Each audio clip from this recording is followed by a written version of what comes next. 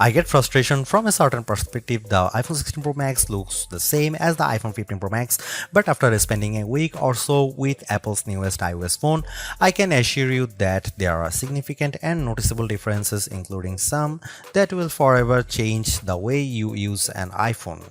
First, this phone is bigger. The titanium body is slightly larger and 6 grams heavier than the iPhone 15 Pro Max. The screen is a hair's breadth away from 7 inches, but the Super Retina XDR OLED screen is larger not just because of the chassis. Apple slimmed down the bezels on the iPhone 16 Pro and Pro Max to give you a giant 6.9-inch canvas of bright, colorful pixels. The other major difference is a new button on the right side below the power or sleep or Siri button. Apple would prefer that we do not call it a button, though it is in part 1. You can press the recessed camera control button down and it moves, but it also has a haptic response that makes light presses feel like the button is moving. It even includes gesture recognition. While the new button's name and its primary utility speak to photographic pursuits, this is a customizable control that will soon offer one-press access to Apple's new Visual Intelligence Object Identification feature. On the inside of the iPhone 16 Pro Max is a faster and more efficient A18 Pro. It's not hugely different from the A17 Pro that came before it, and most customers will never tap into its true power, but it's clear to me that Apple's Pro line of smartphones are more than ready to live up to their names. If there was ever a pocket supercomputer, the iPhone 16 Pro Max might just be it. All this hardware is in some ways no more than a vessel for Apple's next big thing, Apple Intelligence. However, Apple's own take on AI is also the greatest source of frustration, as it's far from complete. In fact, early iPhone 16 customers won't see much of it at all unless they install an iOS beta.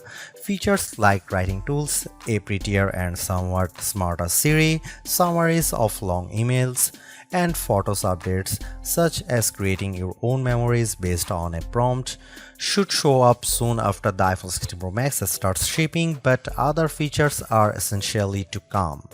There is no image generation, Genemojis, ChatGPT integration, or support for languages other than English, and Siri has yet to display any of its existing personal context capabilities, which might be Apple's secret weapon when it comes to winning the AI battle.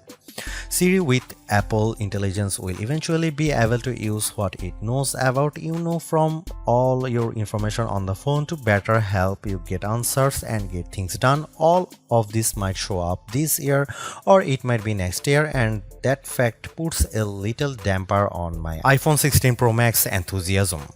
If you are not buying this new iPhone for Apple Intelligence, then allow me to direct your attention to the formidable camera array. While it's not entirely new, there is a new and faster sensor behind the 48 megapixel main fusion camera, and the ultrawide makes a leap from 12 megapixel to 48 megapixel. The 5x optical zoom is mostly unchanged, as is the 12 megapixel true depth selfie camera.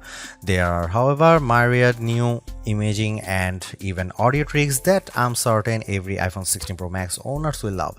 There's 4K 120fps videography that can, via a new speed tool, be stopped down in increments to give your videos a truly cinematic feel. There are also new audio mix tools that, in certain environments, can add studio quality to audio that wasn't captured with a microphone. Apple has also added some new image styles and undertone controls that I'm not sure will get as much use as Apple would prefer. If you are asked to me, the choice between the base iPhone 16 and the iPhone 16 Pro Max is simple. You gain a ProMotion display, a 5x zoom camera, and Apple's most powerful mobile chip. The differences between the iPhone 16 Pro and 16 Pro Max, however, are more subtle this year. There's the screen size, 6.3 versus 6.9 inches, and the battery size, which results in at least an hour of extra battery life, and that's essentially it. The 5x Tetra Prism lens is now on both phones. Perhaps the only other notable difference is that iPhone 16 Pro starts with only 128GB of storage. In short, I love the iPhone 16 Pro Max. It's big, powerful, and for everything. Yes, I was playing a console level game on it using an Xbox controller because I can. It takes lovely photos that, even if you choose not to try out, the new styles and undertones are clear and color accurate. Apple Intelligence, which I accessed by installing iOS 18.1 developer beta, is a nice start with some cool features, but it's not yet a compelling reason to upgrade. I feel similarly about the camera control button. Don't get me wrong, I like the new button and I think it's full of untapped potential, but there's almost a bit of competition now between the 1-year-old action button and this new, arguably more sophisticated one. Those who buy any of the new iPhone 16 models will probably get a lot of use out of the camera control button and wonder how they used their iPhone without it. In the meantime, the action button might sit unused until Apple eventually shows it the door. It might seem like Apple's phone design strategy is now why mess with a good thing. In some ways, that's true. The iPhone 16 Pro Max doesn't stray far from the aesthetic first established with the iPhone 12, but also carries forward the myriad challenge made over the last few generations, like the smoothed out edges and new action button which replaced the silent switch on the Pro models last year. Its dimensions are close to those to the iPhone 15 Pro Max but enlarged by a few millimeters here and there. The 16 Pro Max is 163mm by 77.6mm by 8.25mm and weighs 227 grams.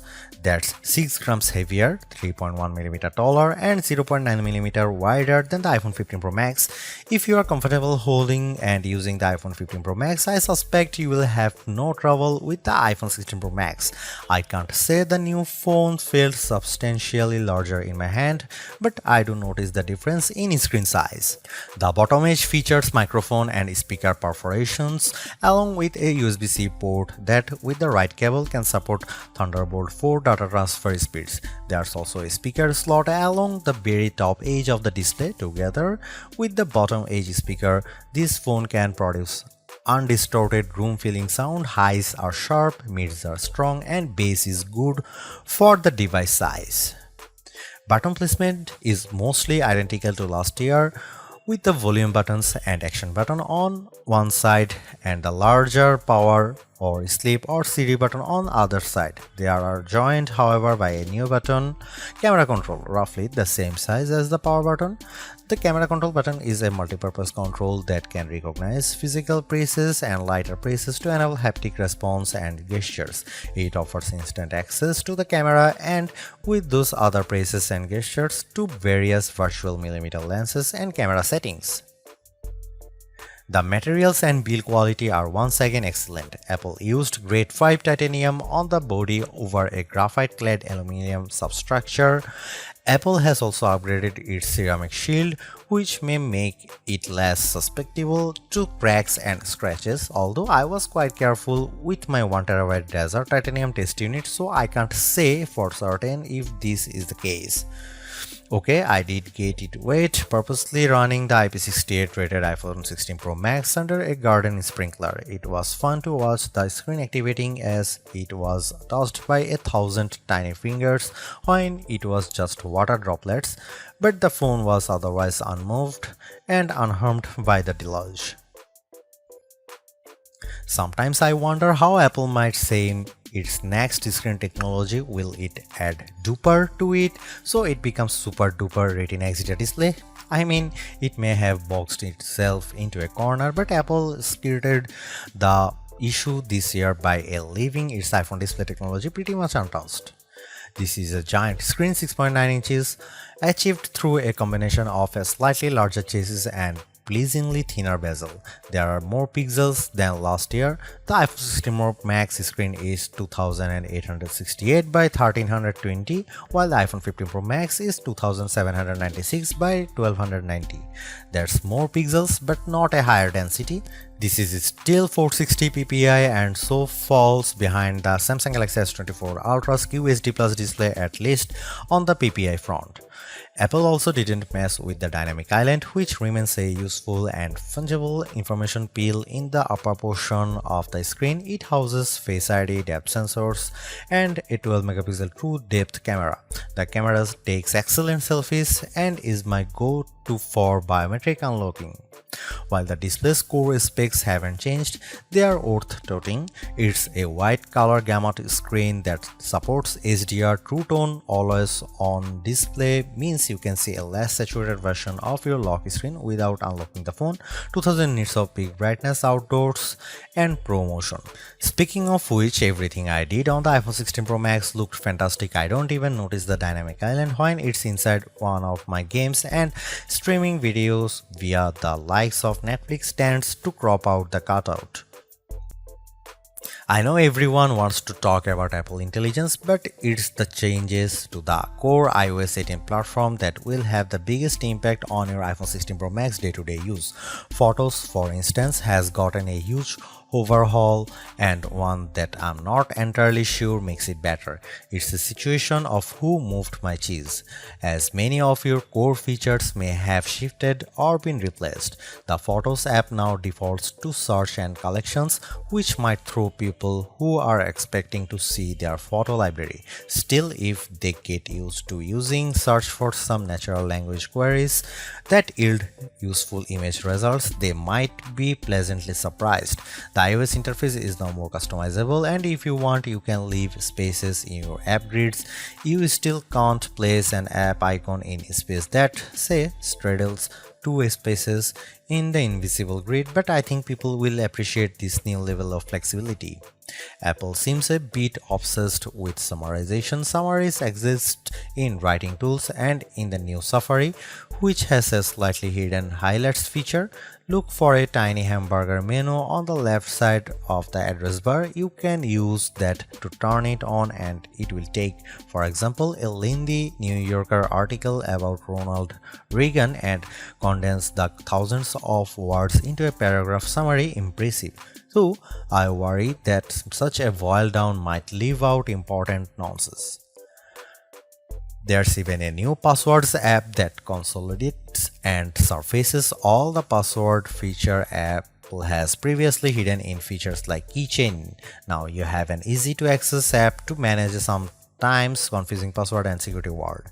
One of my favorite new iOS 18 features is Math Notes. Inside Notes, you can scribble any question, and when you put an equal sign at the end of it, Math Notes automatically solves it and writes the answer in what will look just like your own penmanship.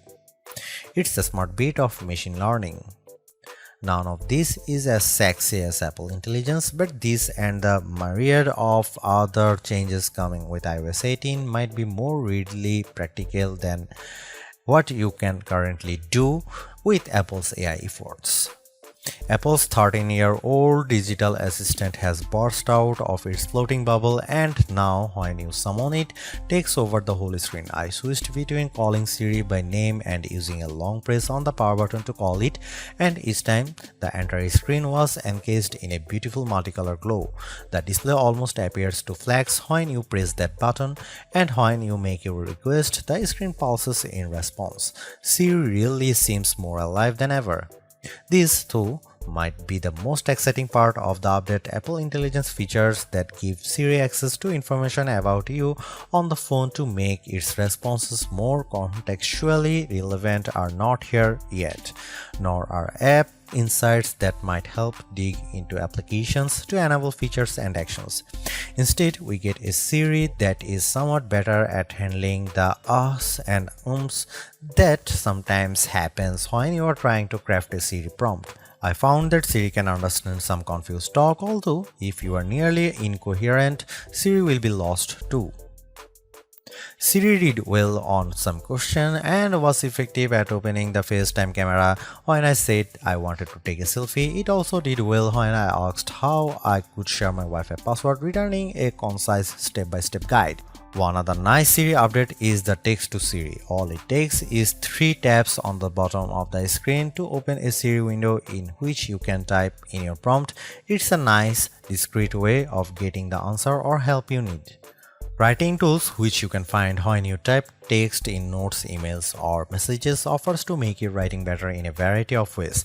I'm a confident writer and communicator in email and messaging, so AI assistance in these tasks doesn't appeal to me. There are 2 millions who feel otherwise and may find these tools useful. I noticed how while writing tools offers to make your text more professional, concise and friendly, it does a stellar job of never losing a misconstructing the meaning of your original text. Photos is where Apple Intelligence shines. The new cleanup option in Edit is effective at removing unwanted objects from phone. When I opened a photo and tapped the cleanup eraser icon, it immediately offered to remove a few people from the background of my photo. I wanted to keep them, so I choose an object I wanted to remove, drawing over it. Precision is not a necessity. I drew over parts of it and cleanup identified the complete object. When I took a picture of my wife at an outdoor restaurant, I noticed that you could still see all the cars parked behind her. I used cleanup to remove them one by one. It did a good job. In all, Apple Intelligence shows early promise, but compared Google Gemini and Galaxy AI, it seems a bit limited. Siri still doesn't have that open LLM feel where you could ask it almost any question or solve any problem. There is no AI image generation, not even the promised Gen emojis. It's still an English-only tool, and the promised third-party integration with ChatGPT and potentially Gemini have yet to materialize. It's a good effort, but this version of Apple Intelligence is not the one that will spark a billion upgrades. While Apple hasn't radically changed the iPhone's camera array, there are enough changes in hardware, software, and image processing, along with the aforementioned camera control button to make the imaging system feel fresh and new. On paper, we have just one notable megapixel upgrade, the 48 megapixel ultra-wide camera, which will not only improve wide-angle shots but has a measurable impact on macro quality. Still, even though Apple didn't squeeze a much higher pixel count into the main camera, it did upgrade the sensor and is promising much faster shutter speeds, and the autofocus is now enhanced with dual autofocus sensors. These are the kinds of incremental changes that should improve both the experience of using the quality delivered by the main camera sensor, but they are also hard to measure. More on that in a bit. The 12 megapixel 5x optical zoom is essentially unchanged from last year's iPhone 15 Pro Max. The biggest news here is found not on this phone but on its little brother, the iPhone 16 Pro, which also gets the tetra prism lens. Last year's Pro model was stuck with a just 3x optical zoom camera. Similarly unchanged is the 12 megapixel FaceTime camera on the front. Here are some camera samples of iPhone 16 Pro Max.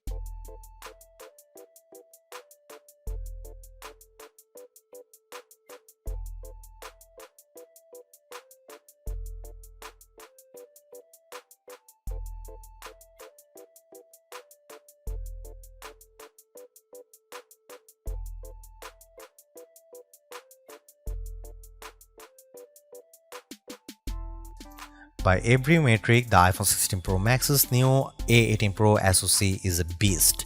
It outperforms the A17 Pro and Qualcomm's Snapdragon 8 Gen 3 in most benchmarks, while Apple isn't backing the CPU with as much memory as you might find in, for instance, a Google Pixel 9 or Samsung Galaxy S24 Ultra. The iPhone 16 Pro Max and its A18 Pro chip make good use of the 8GB it has. That the iPhone 16 Pro Max is essentially a mini computer in your pocket should surprise no one. Apple Silicon has provided ample power for everything from everyday productivity tasks to 4K video editing and AAA console gaming.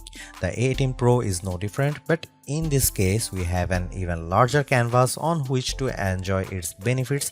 I'm not sure I could find a task this phone couldn't handle. If I have one criticism, it's that the phone does seem to get a bit warm during, for instance, gameplay and video editing in CapCut.